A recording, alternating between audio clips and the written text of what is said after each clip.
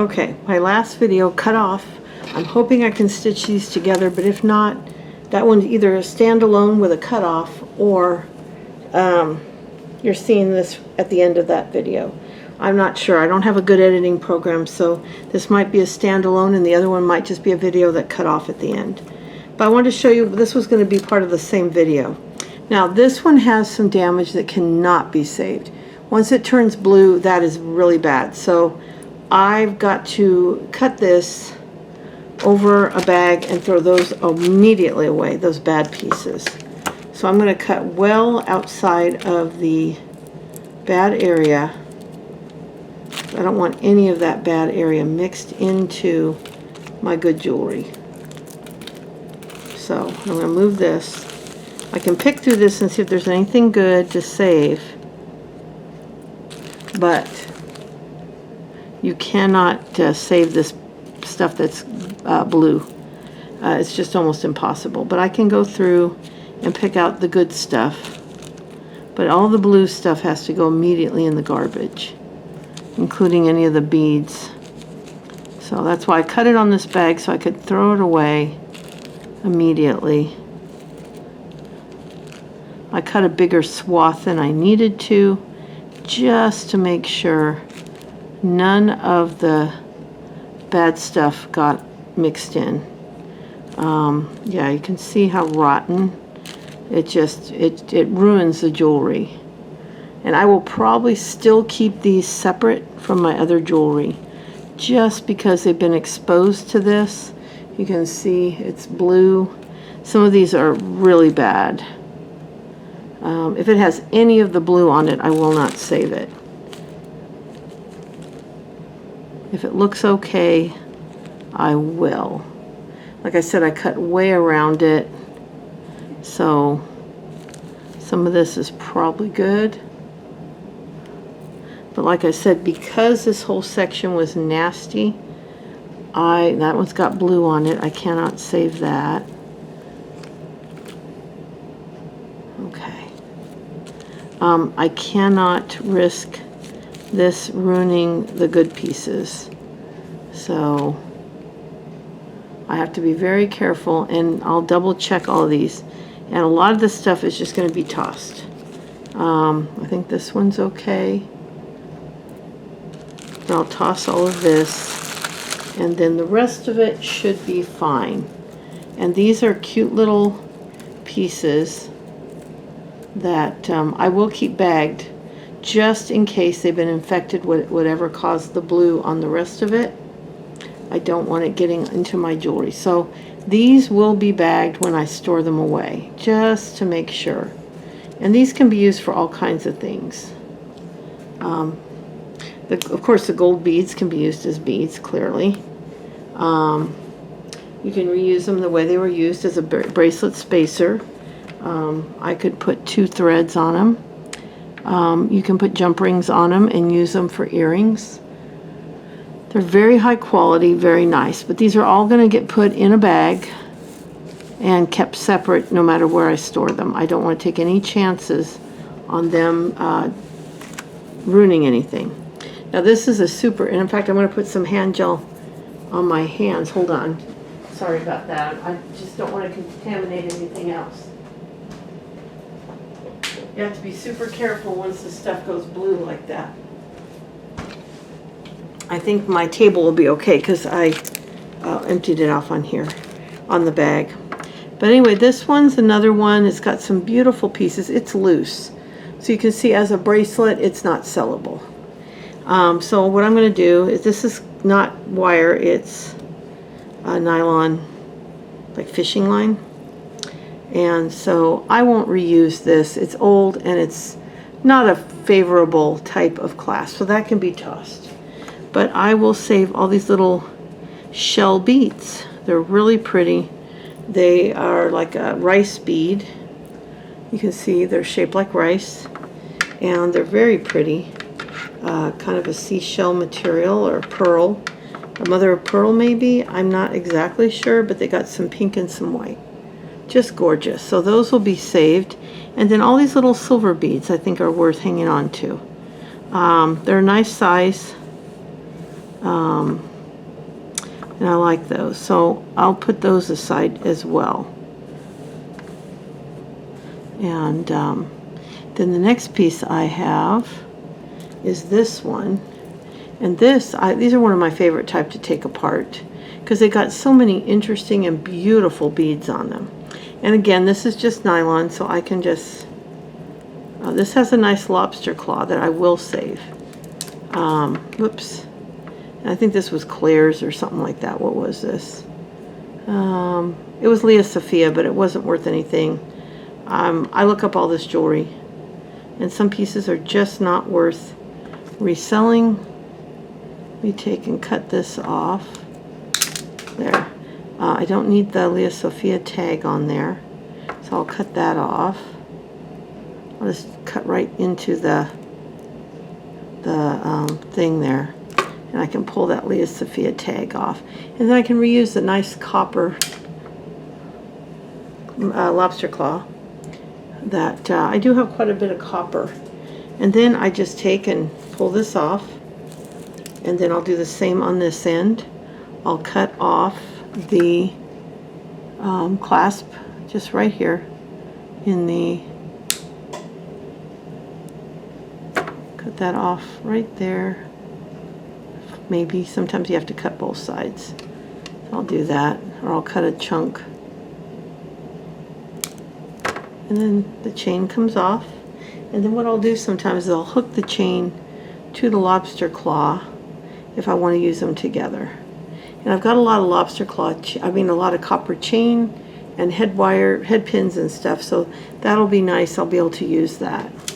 And then all these beads are plastic, but they're really nice quality. Actually, a couple of them feel like they could be glass, but they're all, you can tell when you touch them when you got a good quality. Now I've got a couple metal beads in here. Let's do that. Let's pull those out first. They're copper, and I actually have a bin, one of those divided bins, that's just for all the copper stuff. So these will go in there along with the lobster claw, and then these will all go into, I've even got some, if I'm not mistaken, these are actually, could be crimp beads. They sure look like them. If they're not a crimp bead, they can be used as a crimp bead in a copper color. This is what when I've shown you some crimp jewelry, that's kind of what a crimp bead looks like, but you can also use them as a bead. So I'll put all those copper beads together. Oh, that's more of a seed bead. The metal ones, I'll put these, I'll show them to you as I get them in my hand. I have all those. Those will all go in with those other larger copper. And then these are all like a nice little bugle bead. Kind of a purpley color. So those are worth hanging on to. I got one of those silver beads in there. And there's quite a few. I'll show you how many. It's really surprising what you can get off of one piece of jewelry sometimes. Like I said, if you're building your jewelry making supplies, there's another one of the copper pieces. I'll put that with the copper, and I think that's one. Then these are more of the bugles, so they're like a short bugle bead, like a tiny small bugle bead, and they're pretty. There's another copper one. You get a lot. I mean, it's not enough for a whole project, but it's definitely enough to do something with. And then all of these beads, I think this one's glass. I think that's the only glass one. This one might be glass. Yeah, I think that one's glass. I don't know, a couple of them feel like glass. Some of them are plastic, but they're all quite beautiful. And it's just another way to build your collection or add to your collection if, like me, you've been collecting for years. It gives you a nice way. Those are great for charm bracelets because they don't have to match. Now this is a fun one that I'll probably keep together for now. This is all copper chain, and you've got a copper pendant down here with a tassel. So I'll probably keep this together for now in my copper chain, and then when I'm ready to do something with it, I can figure out if I'm going to take it apart or if I'm going to leave it like that. Now here's another vintage piece.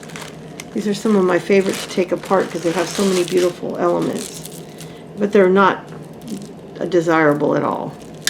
I've had even the solid crystal ones that are just not selling for what they used to. So I think this can be cut. Scissors.